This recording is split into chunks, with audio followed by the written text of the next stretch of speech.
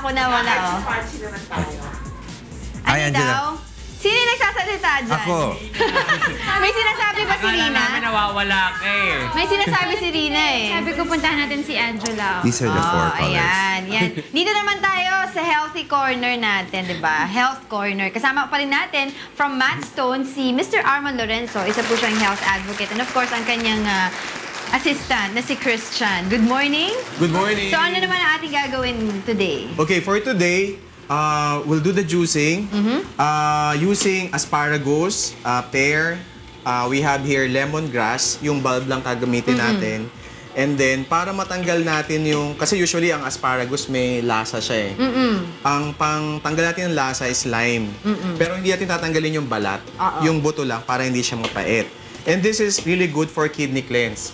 Lalo na doon sa may mga kidney stones. Ikaw, di ba, kanina pinagkukwentuhan natin kanina, meron kang experience dito sa juice nito. Ako kasi, I didn't know na I have a kidney stones. And then I researched, nagpa-check din ako, na ang cause ng kidney stones ko is yung high uric acid.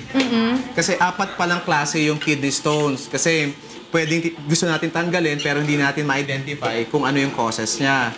We have yung kapag very high yung calcium mo sa katawan, ang usual na kidney stones mo is yung tinatawag na calcium oxalate. Kapag makain ka ng mga whole grains, pag makain ka ng mga matataas na mga oxalic na food. Yung sa akin naman is uric. So, ang makain ako ng mga salty food. Oh my gosh, parang ako yan na, guilty din ako dyan. Protein, so So carnivorous. you developed stones. Na-develop ko yung stones na yun. And then I had this for just only 3 days.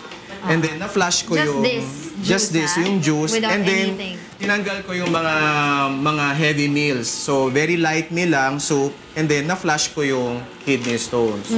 So nagulat din ako kasi I didn't know na kakayanin talaga. Oh, 'di ba? Para sa mga nakikinig sa atin, hindi na nila kailangan pumunta muna ng Exactly, kasi hospital, ang kidney stones, major operation yan. Major operation. Kaya nga na talagang nabilib ako nung kinukwento mo sa akin nga, yun nga nag-flash out. Nag-flash out talaga. Kasi meron kang makikita sa iba na ang ginagamit nila may olive oil, meron silang ginagamit na mga lemon din, na yun lang yung diet nila.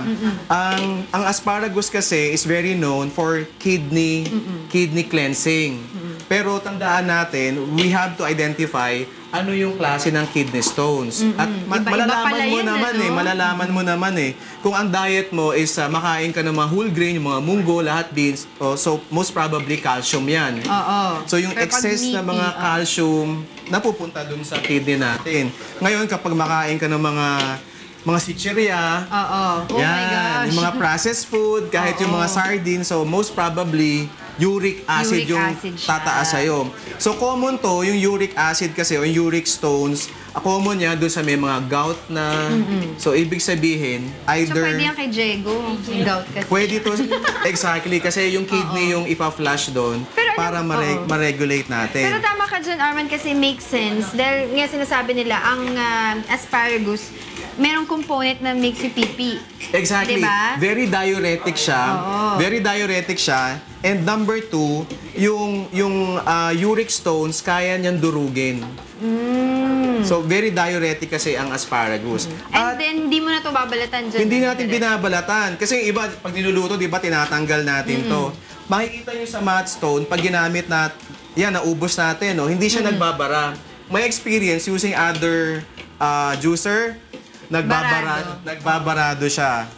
So mahihirapan ka. Ito, makikita mo. Dry na siya, oh. Dried na siya. Yan yung talagang gusto ko dito sa Matt Stone. Walang nasasayang na fruit or vegetable when you juice it, eh.